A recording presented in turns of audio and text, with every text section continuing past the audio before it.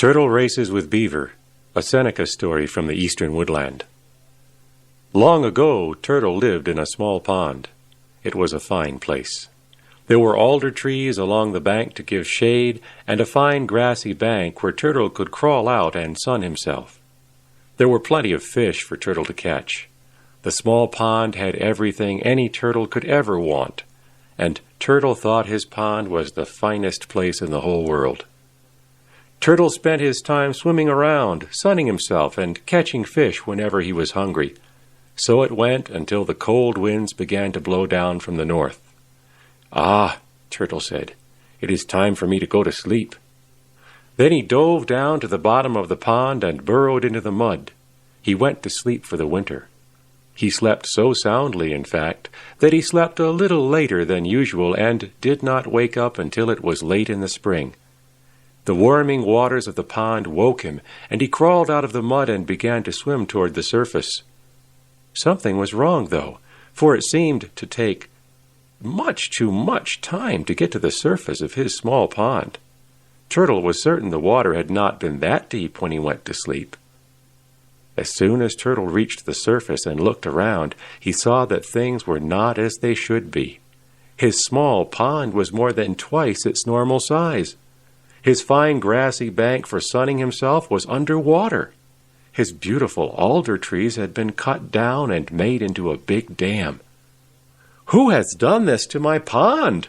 Turtle said. Just then, Turtle heard a loud sound. Whap! Turtle turned to look and saw a strange animal swimming toward him across the surface of his pond. It had a big flat tail, and as it came close to Turtle, it lifted up that big flat tail and hit the surface of the water with it. Whap! "Who are you?" Turtle said.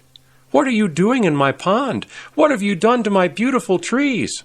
"Huh," the strange animal said. "This is not your pond. This is my pond. I am Beaver, and I cut down those trees with my teeth, and I built that dam and made this pond nice and deep. This is my pond, and you must leave." "No," Turtle said. "This is my pond. If you do not leave, I will fight you. I am a great warrior." "Huh," Beaver said. "That is good. Let us fight. I will call all my relatives to help me, and they will chew your head off with their strong teeth." Turtle looked closely at Beaver's teeth. They were long and yellow and looked very sharp. "Ha!" Turtle said. "I can see it would be too easy to fight you. Instead, we should have a contest to decide which of us will leave this pond forever." "Huh," Beaver said.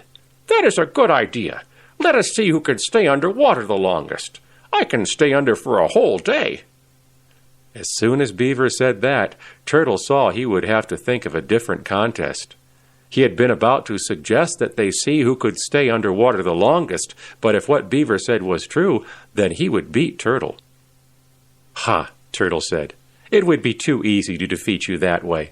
Let us have a race instead. The first one to reach the other side of the pond is the winner. The loser must leave my pond forever." "Huh," Beaver said. "That is a good contest. I am the fastest swimmer of all. When I win, you will have to leave my pond forever. Let us begin to race." "Wait," Turtle said. "I am such a fast swimmer that it would not be fair unless I started from behind you." Then Turtle placed himself behind Beaver, right next to Beaver's big tail. "I am ready," Turtle said. "Let us begin." Beaver began to swim. He was such a fast swimmer that Turtle could barely keep up with him. When they were halfway across the pond, Turtle began to fall even further behind, but plan. He stuck out his long neck and grabbed Beaver's tail in his jaws. Beaver felt something grab his tail, but he could not look back. He was too busy swimming, trying to win the race. He swung his tail back and forth, but Turtle held on tight. Now Beaver was almost to the other side of the pond. Turtle bit down even harder. Beaver swung his tail high up into the air, trying to shake free whatever had hold of him. Just as Beaver's tail reached the top of its swing, Turtle let go. He flew through the air and landed on the bank. Beaver looked up, and there was Turtle. Turtle had won the race. So it was that Beaver had to leave and once again had his pond to himself. With its new, deeper waters, there were soon even more fish than there had been before, and Turtle's alders grew back once more. Truly, Turtle's Pond was the finest place in the whole world.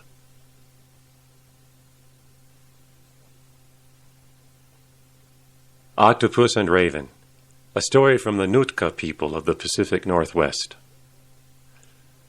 One morning, as the tide went out, the old people came down to sit and watch by the shore. That was the way it was done in the old days. As they sat there, they saw a woman walking along the beach.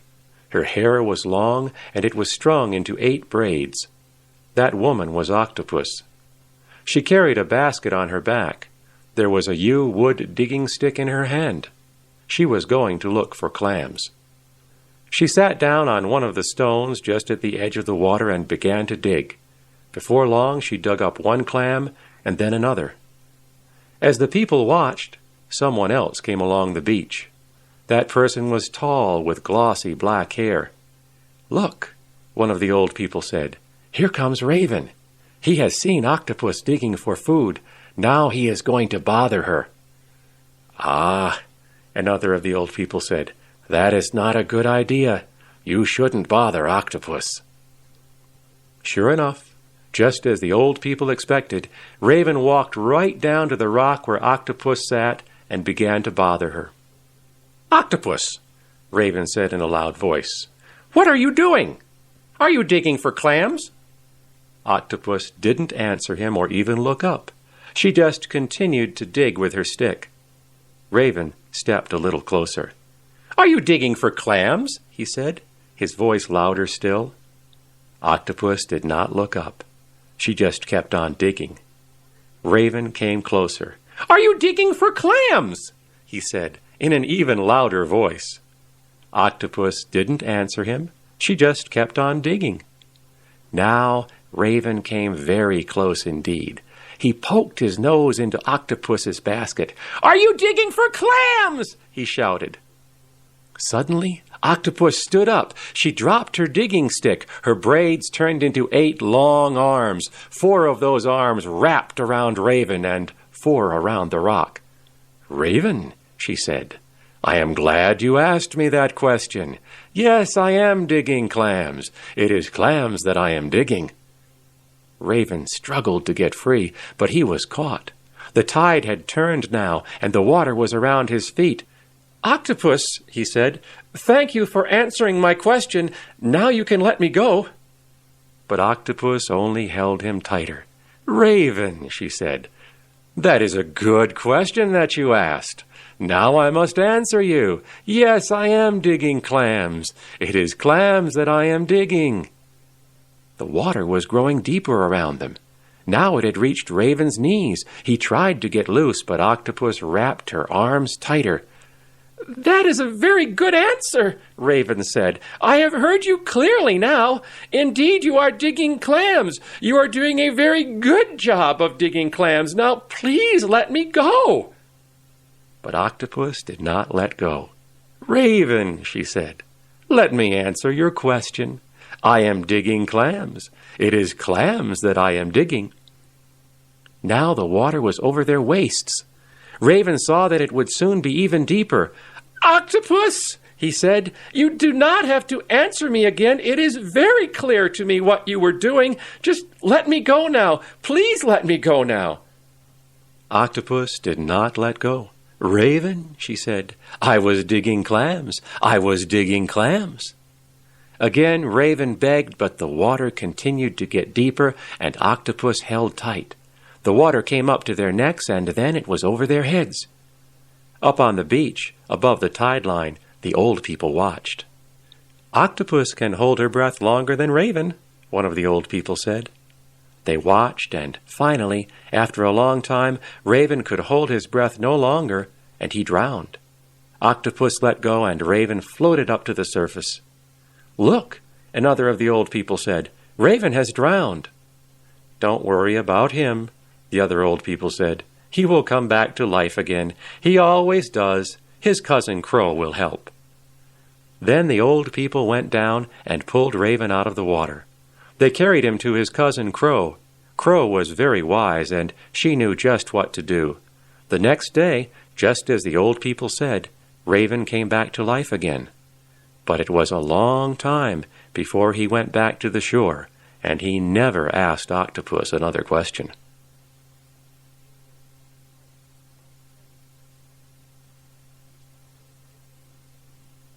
How the Butterflies Came to Be, a Papago story from the Southwest. Long ago, not long after Earthmaker shaped the world out of dirt and sweat he scraped from his skin, I'itoi, our elder brother, was walking about. It was just after the time of year when the rains come. There were flowers blooming all around him as he walked. The leaves of the trees were green and bright. He came to a village, and there he saw the children playing. It made his heart good to see the children happy and playing. Then he became sad. He thought of how those children would grow old and weaken and die. That was the way it was made to be. The red and yellow and white and blue of the flowers would fade. The leaves would fall from the trees. The days would grow short and the nights would be cold. A wind brushed past Elder Brother, making some fallen yellow leaves dance in the sunlight. Then an idea came to him. "I will make something," Elder Brother said. "It will make the hearts of the children dance, and it will make my own heart glad again." Then I'itoi took a bag and placed in it the bright-colored flowers and the fallen leaves. He placed many things in that bag. He placed yellow pollen and white cornmeal and green pine needles in that bag, and caught some of the shining gold of the sunlight and placed it in there as well. There were birds singing around him, and he took some of their songs and put them into that bag too. "Come here," Elder Brother called to the children. "Come here, I have something here for you." The children came to him, and he handed them his bag. "Open this," he said. The children opened Elder Brother's bag, and out of it flew the first butterflies. Their wings were bright as sunlight, and held all of the colors of the flowers and the leaves, the cornmeal, the pollen, and the green pine needles. They were red and gold and black and yellow, blue and green and white. They looked like flowers dancing in the wind. They flew about the heads of the children, and the children laughed. As those first butterflies flew, they sang, and the children listened. But as the children listened to the singing butterflies, the songbirds came to Elder Brother. "I'itoi," the songbirds said, "those songs were given to us. It is fine that you have given these new creatures all the brightest colors, but it is not right that they should also have our songs." "Ah," Elder Brother said, "you speak truly. The songs belong to you and not to the butterflies." So it is to this day. Though they dance as they fly, the butterflies are silent. But still, when the children see them, brightly dancing in the wind, their hearts are glad. That is how Elder Brother meant it to be.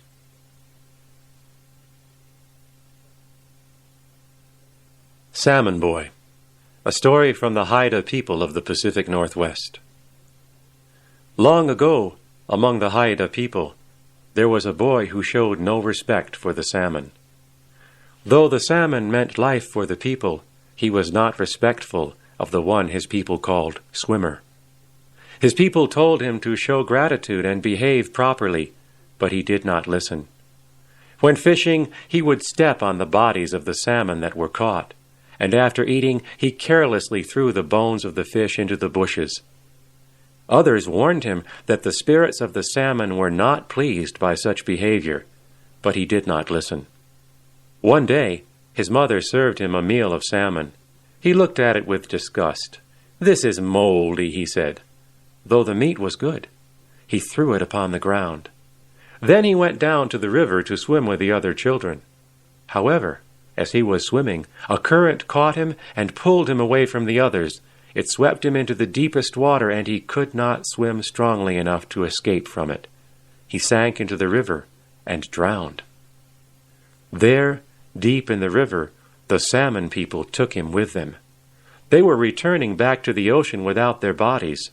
They had left their bodies behind for the humans and the animal people to use as food. The boy went with them, for he now belonged to the salmon. When they reached their home in the ocean, they looked just like human beings. Their village there in the ocean looked much like his own home, and he could hear the sound of children playing in the stream which flowed behind the village. Now the salmon people began to teach him. He was hungry, and they told him to go to the stream and catch one of their children who were salmon swimming in the stream. However, he was told, he must be respectful, and after eating return all of the bones and everything he did not intend to eat to the water. Then, he was told, their child would be able to come back to life. But if the bones were not returned to the water, that salmon child could not come back. He did as he was told, but one day after he had eaten, when it came time for the children to come up to the village from the stream, he heard one of them crying. He went to see what was wrong. The child was limping because one of its feet was gone.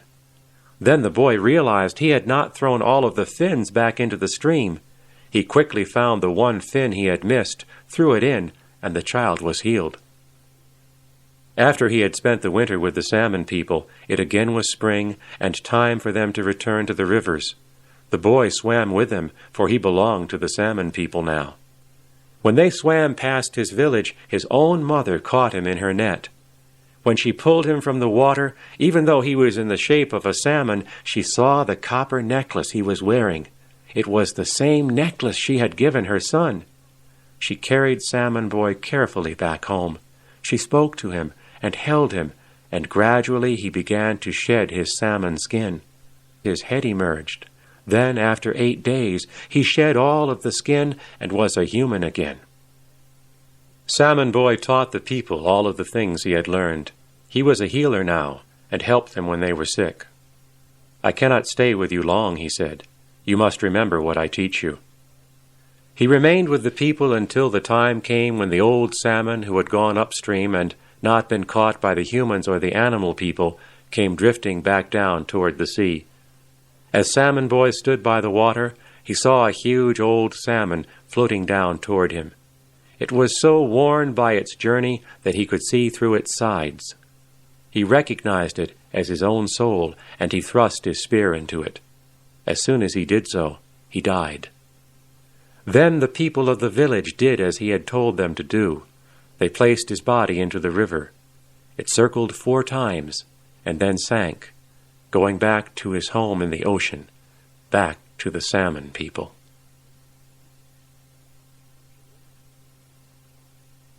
The Woman Who Married a Frog, a Tlingit story from the Pacific Northwest.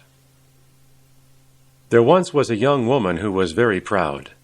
She was the daughter of the town chief, and her family was very respected. Many of the young men wanted to marry her, but she thought none of them were good enough for her. One day, she was walking with her sister beside the big lake near their village. There were many frogs in that lake. A large number of them were sitting on a mud bank in the middle of the lake, and she began to make fun of them. "How ugly these frogs are," she said. Then she bent over and picked up one who was sitting on the muddy shore and looking up at her. "You are so ugly," she said to the frog. "Even another frog would not want to marry you." Then she threw the frog back into the lake. That night, when she stepped outside of her lodge to walk while the others were sleeping, she was surprised to see a young man standing there. His clothing was decorated with green beads, and he seemed very handsome. "I have come to marry you," the young man said. "Come with me to my father's house." The young woman agreed. She thought she had never seen such a handsome man before, and wanted to be his wife. "We must climb the hill to go to my father's house," the young man said, and he pointed toward the lake. They began to walk down toward the water, but it seemed to the young woman they were climbing a hill. When they reached the water, they did not stop, but they went under. The next day, her family noticed that she was missing. They searched for her everywhere, and when they found her tracks leading to the water, they decided she had drowned. They beat the drums for a death feast. People cut their hair and blackened their faces and mourned. One day, though, a man walked down by the lake. When he looked out towards its middle, he saw on the mud bank many frogs sitting there. There, in the midst of the frogs, was the chief's missing daughter. He began to wade in toward them, but they leaped into the water, taking the young woman with them. The man went as quickly as he could to the chief's house. "I have seen your daughter," he said. "She has been taken by the frogs. I tried to reach her, but the frog people took her with them under the water." The young woman's father and mother went down to the lake. There they saw their daughter sitting on the mud bank, surrounded by the frog people. As before, when they tried to reach her, the frogs dove in and carried her under the lake with them. Then the chief's other daughter spoke. "My sister insulted the frogs," she said. "That is why they have taken her." The chief saw then what he must do. He made offerings to the frog people, asking them to forgive his daughter. They placed dishes of food on the surface of the water. The dishes floated out and then sank. But the frogs would not give up the young woman. They placed robes of fine skins on the bank. The young woman and the frog people came to the bank and took those robes, but when the chief came close, the frog people drew her back into the lake. The frogs would not give her up. At last, the chief made a plan. He gathered together all of the people in the village. "We will dig a trench," he said. "We will drain away the water of the lake and rescue my daughter." The people worked for a long time, and the water began to drain away. The frog people tried to fill the trench with mud, but they could not stop the water from flowing out. The frogs tried to drive the people away, but the people only picked the frogs up and dropped them back into the water. They were careful not to hurt any of the frogs, but they did not stop digging the trench. The water continued to flow out, and the homes of the frog people were being destroyed. At last, the chief of the frogs decided. It was his son who had married the young woman. "We are not strong enough to fight these humans," he said. "We must give my new daughter back to her people." So they brought the young woman to the trench. Her father and mother saw her, and they pulled her out. She was covered with mud and smelled like a frog. One frog leaped out of the water after her. It was the frog who had been her husband. But the people carefully picked him up and dropped him back into the lake. They took the young woman home. For a long time, she could only speak as a frog does. Finally, she learned to speak like a human again. "The frogs know our language," she told the people. "We must not talk badly about them." From that day on, her people showed great respect to the frogs. They learned the songs that the woman brought from the frog people, and they used the frog as an emblem. They had learned a great lesson. They never forgot what happened to that young woman who was too proud. To this day, some people in that village still say, when they hear the frogs singing in the lake, the frogs are telling their children this story too.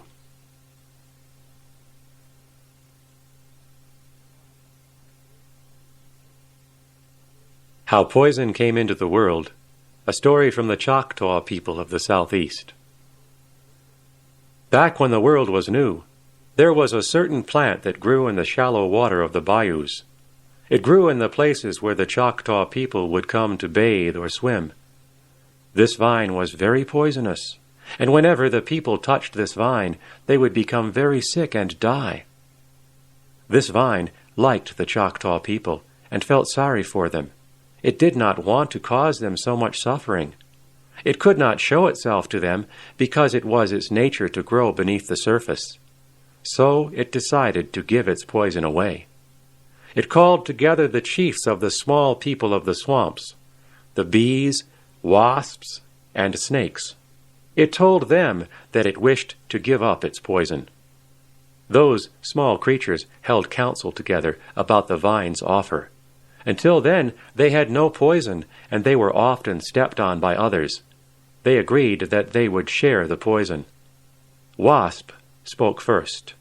"I will take a small part of your poison," it said. "Then I will be able to defend my nest. But I will warn the people by buzzing close to them before I poison them. I will keep the poison in my tail. B was next. I, too, will take a small part of your poison, it said. I will use it to defend my hive. I will warn the people away before I poison them, and even if I should have to use my poison, it will kill me to use it, so I will use it carefully. Water Moccasin spoke. I will take some of your poison. I will only use it if people step on me. I will hold it in my mouth, and when I open my mouth, people will see how white it is, and know they should avoid me. Last of all, Rattlesnake spoke. I will take a good measure of your poison, he said. I will take all that remains. I will hold it in my mouth, too. Before I strike anyone, I will use my tail to warn them. Intisha, intisha, intisha, intisha. That is the sound I will make to let them know they are too close. So it was done. The vine gave up its poison to the bees and wasps, the water moccasin and the rattlesnake. Now the shallow waters of the bayous were safe for the Choctaw people, and where once that vine had poison, now it had flowers. From then on, only those who were foolish and did not heed the warnings of the small ones who took the vine's poison were hurt.